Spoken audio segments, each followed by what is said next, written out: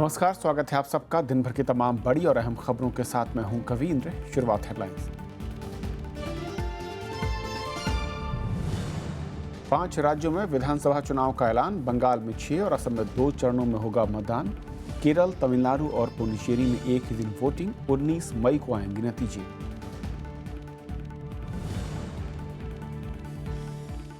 बंगाल में अकेले चुनाव लड़ेगी टीएमसी। मुख्यमंत्री ममता बनर्जी ने किया उम्मीदवारों का ऐलान। असम में राहुल गांधी ने राज्य से विशेष दर्जा छीनने का लगाया आरोप। कन्हैया ने किया जेएनयू का बचाव। कहा, यहां नहीं हो सकता कोई देशद्रोही। संसदीय कार्य मंत्री की नसीहत। राजनीति की बजाय पढ़ाई पर दे ध्यान।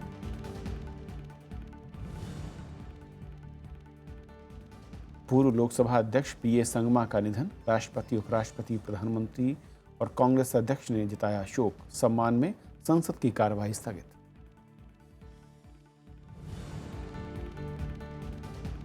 और मशहूर अभिनेता मनोज कुमार को मिलेगा दादा साहेब फाल्के पुरस्कार। देशभक्ति फिल्मों से मिली पहचान। फिल्म की हर विधा में योगदान। और आइए देखते हैं पहली खबर।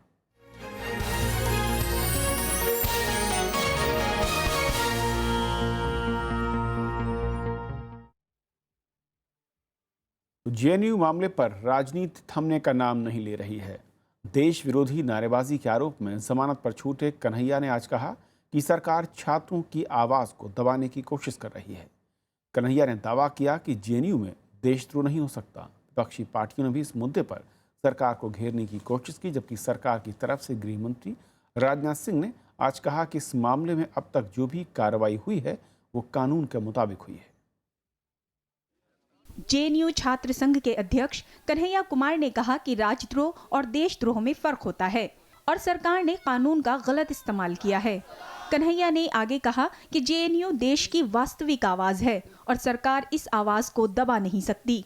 किसी माँ बाप के बच्चे हैं हम लोग, इसी देश के निवासी हैं, कोई आतंकवादी नहीं है। सीमा पे लड़ने वाला चाहे सैनिक हो या आत्महत्या करने वाला किसान हो, चाहे अपने अधिकारों के लिए मर मिटने वाला कोई विद्यार्थी हो, उनके हक की लड़ाई हम लोग लड़ते हैं।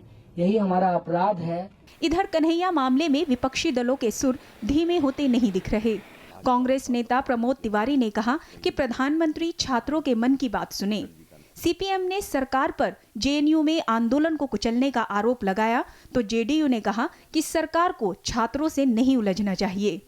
जेएनयू में जो आंदोलन हुए, जिस आंदोलन को सरकार ने कुचलने की कोशिश की मैक्सिमम गवर्नमेंट के जरिए, और जहां पे उसको पिटाई भी किया गया, पटियाला कोर्ट में जेल के अंदर भी डाला गया।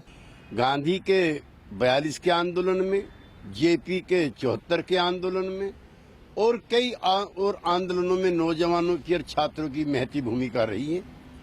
अगर छात्रों से विद्यालयों में छेड़छाड़ की गई तो सरकार के लिए मुसीबत होगी। दूसरी तरफ संसदीय कार्य मंत्री वेंकैया नायडू ने कहा कि जेएनयू पढ़ाई के लिए है, राजनीति के लिए नहीं, जबकि कन्हैया यूनिवर्सिटी को राजनीति के लिए इस्तेमाल कर रहा है। They are all studying a central university where public money, people's money is involved. So they must do justice to the cause and they must study. That's all, rather than getting into politics. If they are interested in politics, they can leave studies and join politics. Kanhaiya Kumar को राष्ट्रद्रोह के आरोप में 12 फरवरी को गिरफ्तार किया गया था। अंतरिम जमानत पर गुरुवार को जेल से रिहा होने के बाद कन्हैया कुमार ने जेएनयू में भी एक सभा की थी।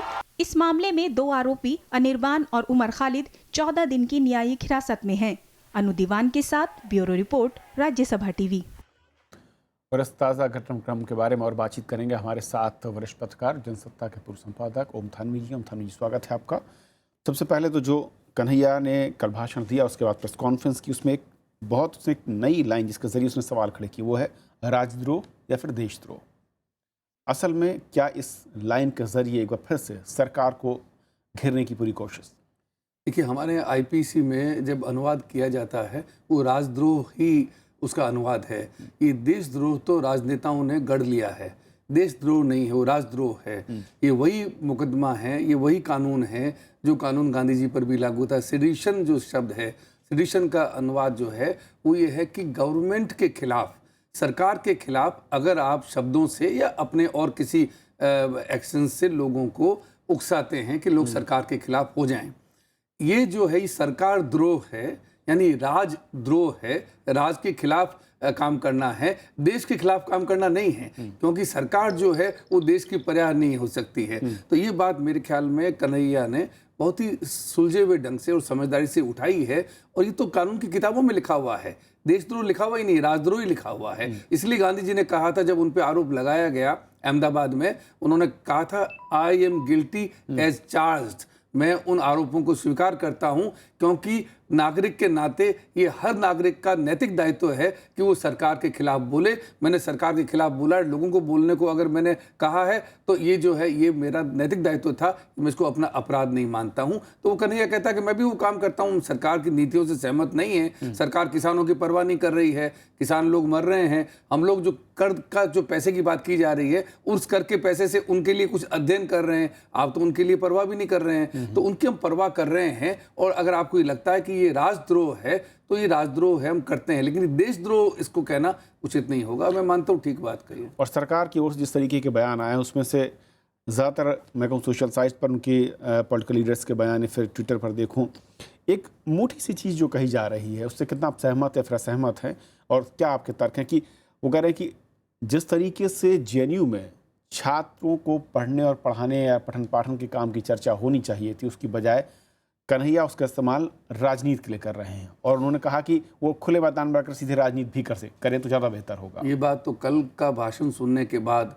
जो किसी भी राजनेता के ऊपर भारी पड़ता था, यहाँ तक कि प्रधानमंत्री जो संसद में बोले, जिसमें उन्होंने जिसे कहते हैं बिलो द बेल्ट हमला करते हुए और अपने जो प्रतिद्वंदी लोग थे एक भाषण दिया। इसने जो भाषण कन्हैया ने दिया, एक भी व्यक्ति के बारे में सिवाय प्रधानमंत्री के ऊपर जो सीधा हमला किया, जो कि कह सकते हैं कि राजनीतिक जो है वो बात थी, लेकिन कहीं पर जो है वो न्यायपालिका की बात नहीं की, न किसी पुलिस वाला ने चाहे उसके साथ कोई भी सलूक किया हो, यहाँ तक कि वकीलों के बारे में भी। तो ये जो परिपक्वता दिखाई, इससे वो जो भाषण है उसको लोगों ने बहुत सराहा और बहुत ही परिपक्व ढंग से देखा गया। इससे मेरे ख्याल में राजनेताओं में जो एक अजीब सी जो एक खलबली मची है, क्योंकि जो अब तक उन्होंने उसको एक खलनायक की तरह पेश किया था, वो बाद में नायक की तरह सामने आया। और आप देखिए, ऐसा मैंने नहीं सुना कभी कि जिसको आप देशद्रोही करते रहे हों और राजद्रोह के आरोप में आपने 20 दिन अंदर रखा, वो जब छूट के आया है, अभी जमानत पे है और देश के चैनल, दक्षिण तक के चैनल उसको लाइव दिखा रहे हैं, तो इसका मतलब ये है कि लोग नहीं मानते हैं। लोग मानते हैं कि सरकार ने फंसाया है। वो क्यों फंसाया है इसकी कल तफसील में कन्हैया ने बात कही, क्योंकि आप लोगों का ध्यान बटाना चाहते हैं। महंगाई भी है, रोहित वेमुला भी है, आत्महत्याएं किसानों की, कई चीज़ें हैं, लेकिन इसके साथ साथ आप जेएनयू या उन संस्थाओं को जो कि आपकी विचारधारा से मेल नहीं खाती हैं और उन पर आप लोग अभी अधिकार नहीं जमा सके, तो उनको भी एक तरह से डैमेज करने का काम जो है हुआ था। लेकिन कल उसके भाषण के बाद में वो काफ़ी डैमेज, काफ़ी कुछ रिकवर हो गया। मेरे ख्याल में इसकी बौखलाहट में जो है ये कहा गया है कि नेतागिरी जो है वो छात्रों को नहीं करनी चाहिए। अगर छात्र राजनीति नहीं करेंगे तो आप देखिए आज देश के वित्त मंत्री हमारे साथ में होते ही नहीं, अरुण जेटली, वो भी राजनीति करते थे। राजनीति जो है वो अपने आप में कोई बुरी चीज़ थोड़ी है, और इसलिए तो वहाँ पे चुनाव होते हैं, छात्र संघ बनते हैं और विभिन्न दलों से संबंधित वहाँ पे लोग होते हैं। मेरे ख्याल में ये बात कह के तो उन्होंने और भी अपने अपराध बोध को जाहिर कर दिया है। और एक सवाल, जिस तरीके से इस पूरे मैं कहूँ कि पिछले 24 घंटे में जिस तरीके के बयान आए या जो भाषण हुए, जिस तरीके से मुद्दों को आगे बढ़ाने की कोशिश की गई है, कुछ लोग ये भी कह रहे हैं ओम जी, क्योंकि आपने करीब से देखा इस तरह कई आंदोलन हुए, और हालिया अगर मैं आंदोलन की बात करूँ, अन्ना आंदोलन, उसके बाद अरविंद केजरीवाल जैसा एक नेता आता है और दिल्ली में सत्ता भी उसे हासिल हो जाती है। क्या उसी कड़ी में एक और नया युवा राजनीति की कगार पर या उसके पायदान पर आगे बढ़ता हुआ आप देख रहे हैं? देखिए, अभी इस बारे में कुछ कहना तो जल्दबाजी होगी, लेकिन जितनी प्रतिभा का परिचय कन्हैया का सामने आया है और कल का भाषण सुनने के बाद मैं ये कह सकता हूँ कि मैंने 40 साल में इस किस्म का भाषण जो परिपक्व राजनेता हैं उनसे भी नहीं सुना है।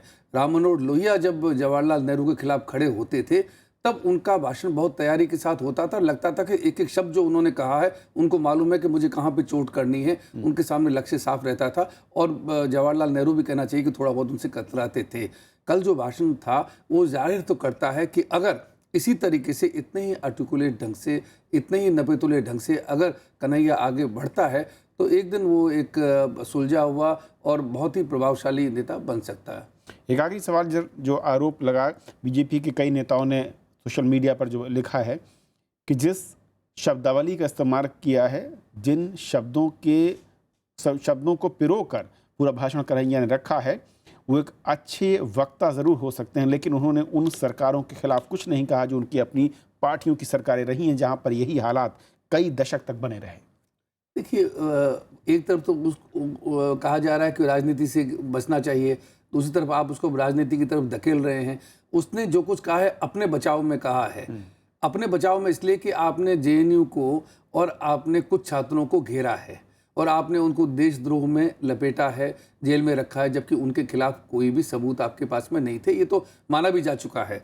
तो उस चीज़ की सफाई देने के लिए उन लोगों पे हमला किया है उसने, जो लोग खुद एक तरीके से अपराध बोध से ग्रस्त हैं और वो सैनिकों की बात करते हैं लेकिन किसानों की बात भूल जाते हैं। उसने सैनिकों की बात भी की, किसानों की बात भी की, पुलिस वालों की बात भी की, आम जनता की बात भी की। अब ये कहना कि कम्युनिस्ट पार्टी की सरकार जहाँ पे चलती है, तो जेएनयू को सिर्फ कम्युनिस्ट पार्टी का एक जगह बताना, ये भी मैं मानता हूँ कि ये भी ये गलती कर रहे हैं और ज़रूर से ज़्यादा तवज्जो जो है वो वामपंथ को दे रहे हैं। वहाँ पे गांधीवादी भी हैं, वहाँ पे समाजवादी भी हैं, इनकी पार्टी के अपने एबीवीपी के लोग भी वहाँ पर हैं।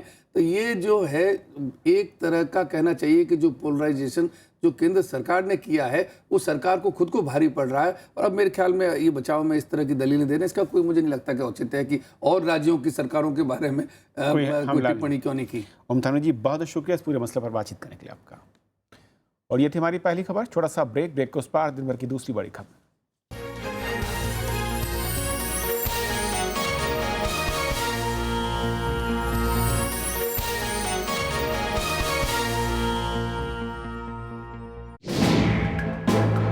हिंदी का क्रांतिकारी उपन्यासकार, आंचलिक शब्दों को मुख्य धारा से जोड़ने वाला साहित्यकार, पर्दे पर लोक साहित्य की छटा दिखाने वाला बेजोड़ रचनाकार। उनकी नजर, उनका शहर में फणीश्वरनाथ रेणु का रचना संसार सिर्फ राज्यसभा टेलीविजन पर।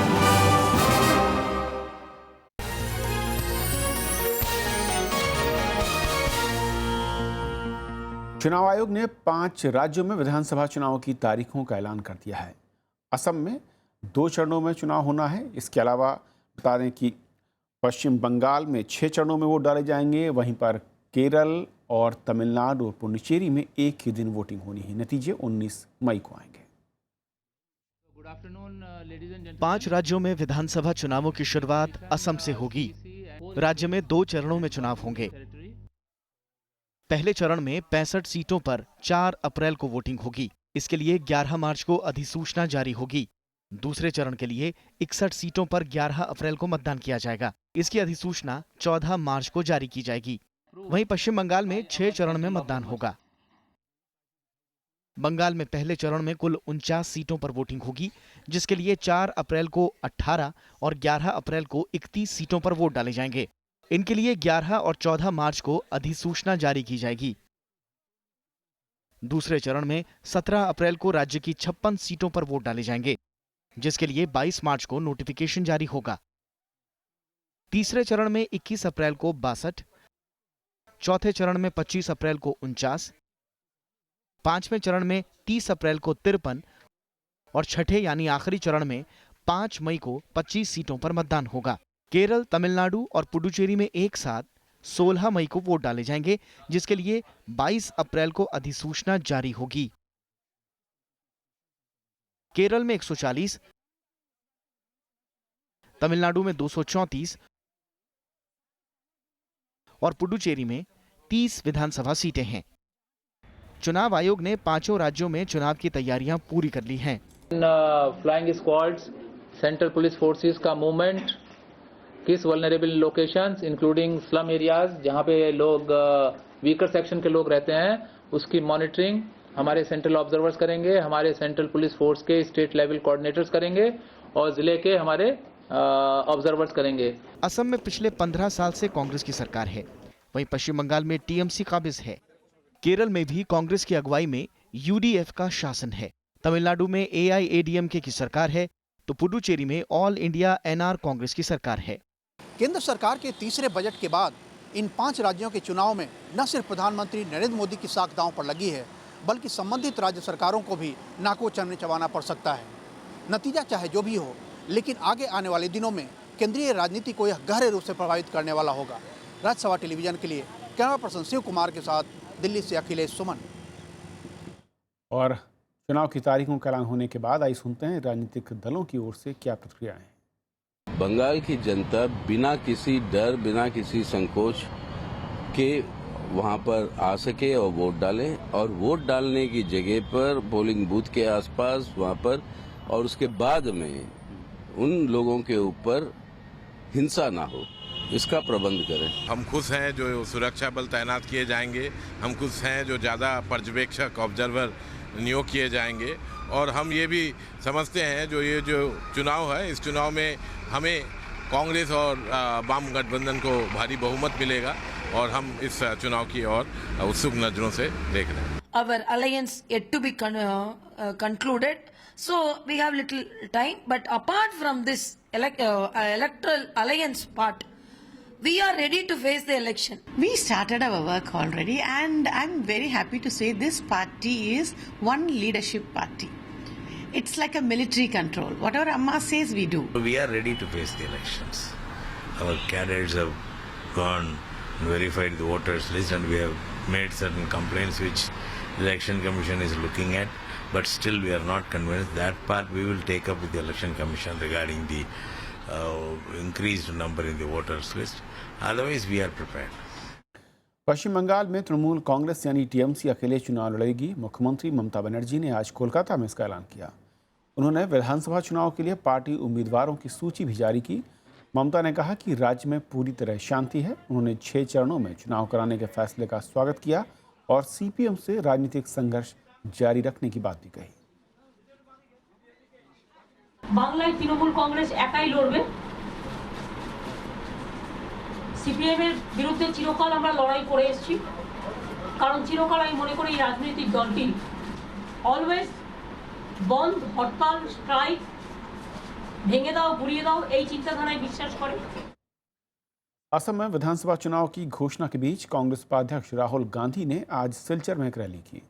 उन्होंने आरोप लगाया कि असम से कई वादे करने वाली केंद्र सरकार ने राज्य का विशेष दर्जा ही छीन लिया। साथ ही उन्होंने कहा कि पीएमओ से पूरे देश को चलाने की कोशिश हो रही है। 2 दिन के असम दौरे के पहले दिन कांग्रेस उपाध्यक्ष राहुल गांधी ने केंद्र की बीजेपी सरकार को कई मुद्दों पर घेरने की कोशिश की। उन्होंने कहा कि लोकसभा चुनाव के दौरान असम के लोगों से प्रधानमंत्री नरेंद्र मोदी ने कई वादे किए थे, लेकिन वादों को पूरा करना तो दूर, असम से उसका हक भी छीना जा रहा है। पहला काम, असम से उन्होंने स्पेशल स्टेटस छीन लिया। 5,000 करोड़ रुपए आपसे ऐसे उठा के छीन लिए। बराक वैली से छीने। 12 स्कीम थे, उनके पैसे काटे। कांग्रेस उपाध्यक्ष ने पूरे देश में एक तरह की विचारधारा थोपने का आरोप लगाया। उन्होंने कहा कि असम में पिछले 15 साल से शांति है, जबकि हरियाणा में बीजेपी की सरकार बनते ही हालात बदतर हो गए हैं। चाहे वो हरियाणा हो, गुजरात हो, असम हो, महाराष्ट्र हो, उत्तर प्रदेश हो, बिहार हो, जहां भी ये लोग जाते हैं, एक हिंदुस्तानी को दूसरे हिंदुस्तानी से लड़ाएंगे। इनके पास सिर्फ यही सोच है। उन्होंने मतदाताओं से कांग्रेस को जिताने की अपील की ताकि असम में अच्छे दिन बने रहें। उन्होंने कहा कि कांग्रेस की दोबारा सरकार बनने पर सिलचर और आसपास के इलाकों का पहले की तरह ध्यान रखा जाएगा। Bureau report, Rajya Sabha TV. Jammu Kashmir में 2 महीने से चल रहे असमंजस के बाद पीडीपी अध्यक्ष महबूबा मुफ्ती ने सरकार बनाने को लेकर आगे बढ़ने के संकेत दिए हैं। उन्होंने कहा कि वो आलोचना से नहीं डरती, लेकिन राज्य के लोगों की बेहतरी के लिए केंद्र सरकार की ओर से भरोसा चाहती हैं, क्योंकि महज पीडीपी का बीजेपी गठबंधन नहीं है। इसके बाद आज महबूबा मुफ्ती राज्यपाल NN वोहरा से उन्होंने मुलाकात की। इस दौरान उन्होंने राजनीतिक स्थितियों और राज्य की चुनौतियों को लेकर बात की। जम्मू कश्मीर में 8 जनवरी से राज्यपाल शासन लागू है। सुप्रीम कोर्ट ने टेलीकॉम कंपनियों को कॉल ड्रॉप की समस्या का जल्द समाधान खोजने को कहा है। कोर्ट ने दूरसंचार नियामक यानी ट्राई की अधिसूचना पर अंतरिम रोक लगाने से इनकार करते हुए ये आदेश दिया। कंपनियों ने ट्राई की अधिसूचना को चुनौती दी है। दूरसंचार नियामक ने कॉल ड्रॉप पर प्रतिदिन अधिकतम 3 कॉल के लिए ₹1 प्रति कॉल मुआवजा देने का आदेश दिया है। हालांकि शीर्ष अदालत ने ट्राई को नोटिस जारी कर जवाब मांगा। मामले की अगली सुनवाई 10 मार्च को होगी। दरअसल टेलीकॉम कंपनियों ने ट्राई की अधिसूचना को हाई कोर्ट में भी चुनौती दी थी और वहां से उन्हें कोई राहत नहीं मिली थी। लोकसभा के पूर्व अध्यक्ष और सांसद पीए संगमा का आज दिल्ली में निधन हो गया। वो 68 वर्ष के थे। राष्ट्रपति, उपराष्ट्रपति, प्रधानमंत्री समेत कई नेताओं ने पीए संगमा को श्रद्धांजलि दी। कांग्रेस अध्यक्ष सोनिया गांधी ने उन्हें पूर्वोत्तर की एक अहम आवाज बताया।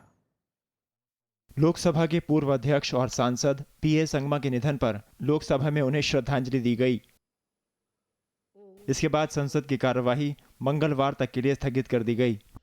The House may now stand in silence for a short while as a mark of respect to the memory of the departed. प्रधानमंत्री नरेंद्र मोदी ने संगमा के असामयिक निधन पर शोक जताते हुए कहा कि संगमा सेल्फ मेड लीडर थे। पूर्वोत्तर के विकास में उनका योगदान स्मरणीय है। कांग्रेस अध्यक्ष सोनिया गांधी ने पीए संगमा को बड़ा नेता बताते हुए कहा कि पूर्वोत्तर की अहम आवाज चली गई है। कई केंद्रीय मंत्री और नेताओं ने पीए संगमा के निधन पर शोक जताया है। बहुत बुद्धि कुशलता से उन्होंने सभापति के रूप में भारत का लोकसभा को, सदन को चलाया और सदन के इतिहास में हमेशा लोग उनका व्यवहारशीली, कार्यदक्षता और सबको साथ लेकर सदन ठीक तरह से चले, इस विषय में उन्होंने जिस तरह का व्यवहार किया वो हमेशा याद होगा। He is always concerned about the poor and the tribal people and one of the lovely personality. आदमी अपनी इंसानियत नहीं खोने की ज़रूरत होती। अपना जो एक संवेदनशील स्वभाव है वो आप रख सकते हैं और तब भी आप एक सक्षम राजनीतिज्ञ हो सकते हैं। ये संगमा जी में अक्सर हम लोग देखते थे। It was a shocking news because he was quite fit, quite active and also member of parliament still yes. इन्हें इतना काबिल स्पीकर थे कि उनके रहते सदन में यानी बोलने में और सदन चलता था उसमें काफ़ी देश और दुनिया की बात को उठा करके हम लोग बहुत अच्छा महसूस करते थे। दिल्ली में पीए संगमा के पार्थिव शरीर को शुक्रवार को लोगों के बीच अंतिम दर्शन के लिए रखा गया है। शनिवार को मेघालय में उनका अंतिम संस्कार किया जाएगा। एक नजर पीए संगमा के जीवन सफर पर। देश के नामचीन राजनेताओं में शुमार पीए संगमा का जन्म मेघालय के वेस्ट गारो में 1 सितंबर 1947 को हुआ था। उन्होंने शिलोंग से स्नातक और डिब्रूगढ़ विश्वविद्यालय से स्नातकोत्तर की पढ़ाई की। इसके बाद उन्होंने एलएलबी भी की। 1977 में वे पहली बार तुरा निर्वाचन क्षेत्र से चुनकर लोकसभा पहुंचे। संगमा छठी लोकसभा से लेकर 16वीं लोकसभा के दौरान 9 बार निर्वाचित हुए। 1988 से 1990 तक वे मेघालय के मुख्यमंत्री भी रहे। संगमा 1996 से 1998 तक लोकसभा के अध्यक्ष रहे। उन्होंने 2012 में राष्ट्रपति पद के लिए चुनाव भी लड़ा, हालांकि वो इसमें हार गए। संगमा ने 1980 से 95 के बीच कई बार उपमंत्री और राज्य मंत्री की जिम्मेदारी निभाई। इस दौरान उन्होंने उद्योग, वाणिज्य, गृह, श्रम और कोयला मंत्रालय की जिम्मेदारी संभाली। नरसिम्हा राव सरकार में संगमा पहली बार कैबिनेट मंत्री बने और श्रम मंत्रालय की जिम्मेदारी संभाली। 1995-96 के दौरान संगमा सूचना प्रसारण मंत्री भी रहे। एक जमाने में वे कांग्रेस के बड़े नेता थे, लेकिन 1999 में संगमा शरद पवार और तारिक अनवर के साथ कांग्रेस से अलग हो गए। शरद पवार के साथ मिलकर उन्होंने राष्ट्रवादी कांग्रेस पार्टी का गठन किया। संगमा 1999 से लेकर 2004 तक एनसीपी के महासचिव रहे। संगमा 2004 में तृणमूल कांग्रेस के टिकट पर लोकसभा के लिए चुने गए। हालांकि उन्होंने 10 अक्टूबर 2005 को लोकसभा से इस्तीफा दे दिया और टीएमसी छोड़कर फिर से एनसीपी में शामिल हो गए। संगमा फरवरी 2006 में बतौर एनसीपी उम्मीदवार जीतकर फिर से लोकसभा पहुंचे। मार्च 2008 में उन्होंने एक बार फिर लोकसभा से इस्तीफा दे दिया। वो 2008 से 2012 तक मेघालय विधानसभा के सदस्य रहे। जनवरी 2013 में उन्होंने नेशनल पीपुल्स पार्टी बनाई।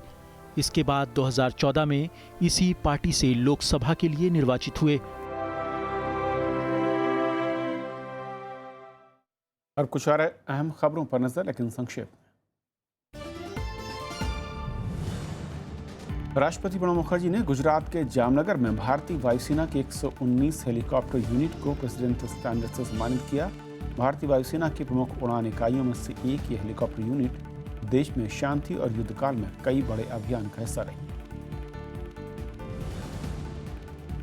प्रिंट और इलेक्ट्रॉनिक मीडिया की महिला पत्रकारों के प्रतिनिधिमंडल ने शुक्रवार को उपराष्ट्रपति मोहम्मद हामिद अंसारी से मुलाकात की। इस दौरान पत्रकारों ने अपने अनुभव उपराष्ट्रपति के साथ साझा किए। वित्त मंत्रालय ने शुक्रवार को सराफा व्यापारियों की शिकायतों पर विचार करने का आश्वासन दिया। इधर सराफा व्यापारियों ने हड़ताल 7 मार्च तक बढ़ाने का ऐलान कर दिया है। वो आभूषणों पर 1% उत्पाद शुल्क लगाने और 2 लाख से अधिक के गहनों की खरीद पर पैन कार्ड की अनिवार्यता का विरोध कर रहे हैं। डीजी बीएसएफ के शर्मा ने जम्मू कश्मीर अरसपुरा में सुरंग का जायजा लिया और उसके बाद इस इलाके में चौकसी और बढ़ा दी गई है।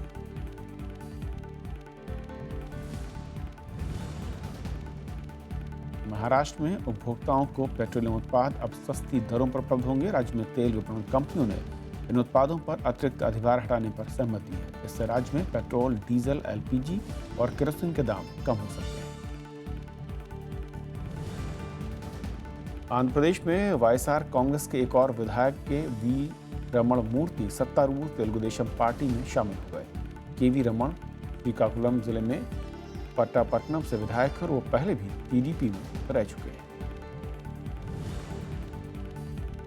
हरियाणा की एक सत्र अदालत ने प्रोफेसर वीरेंद्र सिंह की जमानत याचिका खारिज कर दी है। वीरेंद्र सिंह पर जाट आंदोलन के दौरान हिंसा भड़काने का मामला दर्ज है।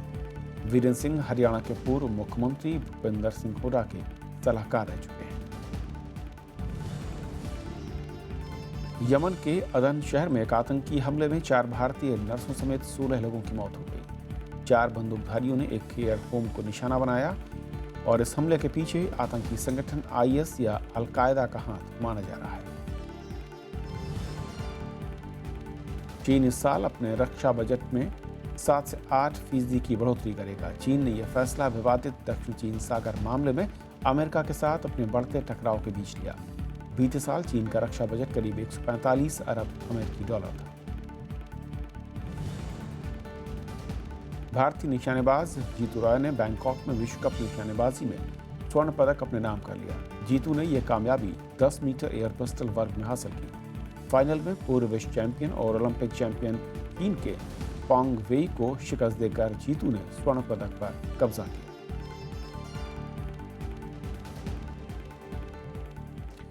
मशहूर अभिनेता मनोज कुमार को 2015 का दादा साहब फाल्के अवार्ड दिया जाएगा। मनोज कुमार को एक ऐसे कलाकार के तौर पर जाना जाता है जिन्होंने अभिनय के साथ फिल्म निर्माण, निर्देशन, लेखन, संपादन से भी दर्शकों के दिल में अपनी खास पहचान बनाई।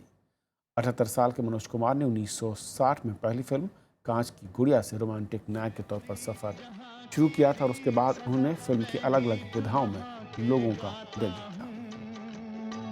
भारत का रहने वाला हूँ, भारत की बात सुनाता हूँ। तो खबरों के आज के सफर में इतना ही। नमस्कार।